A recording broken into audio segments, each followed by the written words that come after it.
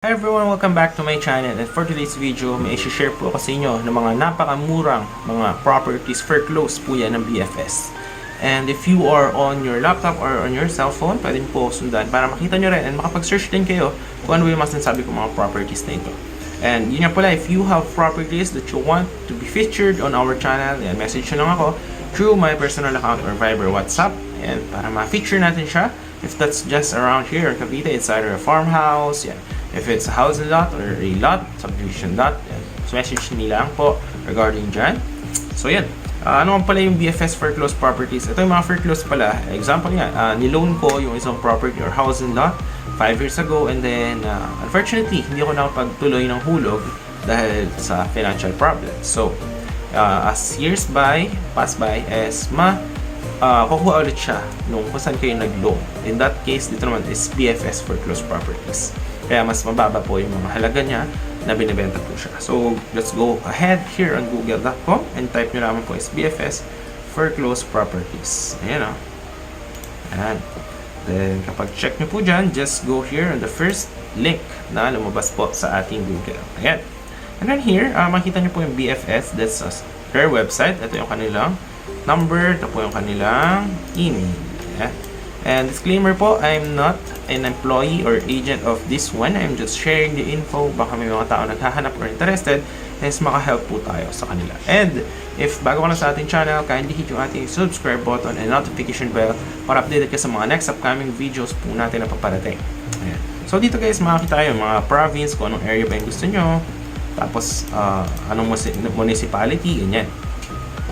So dito kay BFS, is yan, may mga different properties po tayo. Ayan, ito yung mga sample ng mga property. Buyer delighted with the title process. Ayan. Buyer says when it comes to properties, ask BFS first. Dahil nga, for close, mas mura po siya. Ayan. Tulad nito. At Misamis Oriental. Ayan, no? That's for 291,000 lang. Ayan, no? Kita nyo? Ayan, may picture na rin siya dito. That's, limited offer pala yan. So, 326,000 yung price niya. Then, 291K na lang yung kanyang limited offer ng BFS. Sa Misamis Oriental yan, no? Housing lot na yan, di ba? Housing lot. O, ito, sa Cagayan de Oro. Ayan, no? Misamis Oriental. 428K, oh. Housing lot na. Di ba? Tapos, pagka gusto nyo siya makita, click nyo lang dito, show details. Ayan, sample. Ayan. Then, mapupunta kayo dito. Then, lalabas dito yung property type. Housing lot, property ID, single attached siya. Ayan, tulad nito. 78 square meter yung kanyang lot area. Floor is 57. 428K ang price. So, ito yung mga picture ng property. Yan yung daanan. Ito yung bahay. Alright, so, tapos yan. Abandoned. So, wala nakatira. Tapos, under foreclosure. So, yan. Pwede nyo siyang bilhin, no? Ayan. Tapos, ito pala, disclaimers. Ayan. Offer price is subject to change without prior notice. Yan. BFS does not make any representations with respect to these properties. Yan. So, yan. Sabi nila, we encourage to do your own inspection or itinatawagan nila na due diligence of the property. Ayan, no? So, as is where is. Ayan, no? So, yun lang naman. Kasi ganyan naman talaga pag foreclose. Kasi nga, mas mura. So, syempre, make your own due diligence. And, as is where is na yan. Syempre, kung may mga sira yung house, is kayo na yung magpaparepair nyo. Diba? So, yan. Ito pala. All taxes are the responsibility of the buyer. So, example, ito transfer nyo yung title sa inyo. Kayo na yung magbabayad dyan sa mga capital gains tax, documentary stamp tax, sa mga BIR, tapos sa City Hall, yung mga registration fee, yan. Tapos yung kanilang sa deed of registry, yung mga registration fee, yan. So, napakarami yan. Pero hindi naman yan ganun kamahal if ganito lang naman kamura yung property, diba? Kasi magdedepende sa price ng property. Yan. Tapos ito, lalo sa Cagayan de Oro. Ito sa Dasma, housing lot. Ayun, 3M. Ito sa Quezon City. Ito, 481,000. Housing lot na siya. Ito sa Bacoor, 923K. Bacoor, Cavite. Perpetual Village 7, alam ko kung saan yan. Diyan ako dati bumili ng kotse. Ayan, dyan sa Perpetual Village 7, second hand sakyan. Ayan, o. So, dyan, nandito na rin yung map. Nilagyan na rin nila ng palatandaan para if you will make your own due diligence. So, magkano to? Ay, malaki to guys. So, lot area, 120,000. No? Tapos 54 square meter yung kanyang house. Tapos that's for only 923,000. Actually, mura yan, no? Block 7, lot 7. Ganyan yung tsura. May grahe na rin, no? Actually, mura yan, guys. Mura yan. Ayun, no? May mapa na rin, no? If you will go to the property. Actually, mura to. Parang type ko din yan. Diba? Maganda siya, no? Bacoor, Cavite. Ito, saan to? Ito, GMA Cavite. Malapit sa expressway. Ayun, no? 774,000 lang.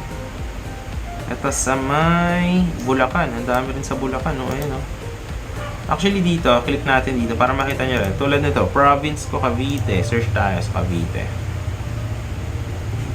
Lang. Tapos, search. Yan, click natin dito, search. O, yan, lalabas na. Tulad nito, Dasma, 224,000 lang. House and lot na po yan. Tapos ito, sa Salawag, 244,000 lang. May house and lot ka na. Tignan natin yung tsura. O, ito, may limited offer pa sa naik ko. From 261,000, 212,000 na lang. So, very affordable yan. Ito, sa may Barangay Bayo, Silangan, Cavite. Ayan, 269,000 house and lot. Ito, sa Dasma, madami, Saan to? City Homes, Dasma. Ayan, Ito, mura lang, Naka-promo na. Promo price na less ng 50,000. Actually, mura to, guys. Ito sa 13 Martires naman to. Ito, tinangawa to. Eka. Tsaka, gusto ko din tingnan yung ano. Ito, sa Dasma lang ka. 290 kilo. Mura niya, Tinarin nga natin to. Yan. Ito. Parang mura to sa Kawit, Cavite, Tingnan natin yan. Ito yung dun sa may 13 Martires. 240,000 limited offer, guys. House and lot. Block 9, lot 21, Ciudad Adelina, Lakeshore. Alam ko saan to, dito. Ito yung bahay. Mura niya, 200. Magkano to? Ang laki na ng area, 62 square meter na yung lot. Tapos yung floor area, 27 square meter. Actually, mura niya, Ayun, may parking na. Kasi yung parkingan nyo. Under foreclosure siya.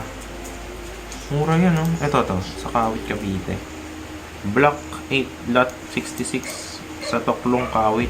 Malaki yung bahay, guys. Tignan natin. 49 square meter yung house, guys. Ayun, solid. Mura niya, 428,000. Ang lapit na niyan sa ano.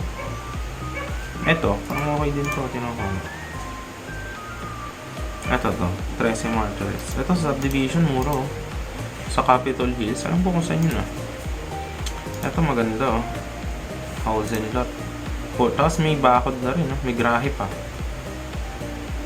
446k lang. Ito, magkano to? Ito, sa may 13, Ganda din, Dami available dito, guys, Murang-mura. Sa Bacoor. Wala na sa Bacoor. Kaya sa mga Imus. Tansa.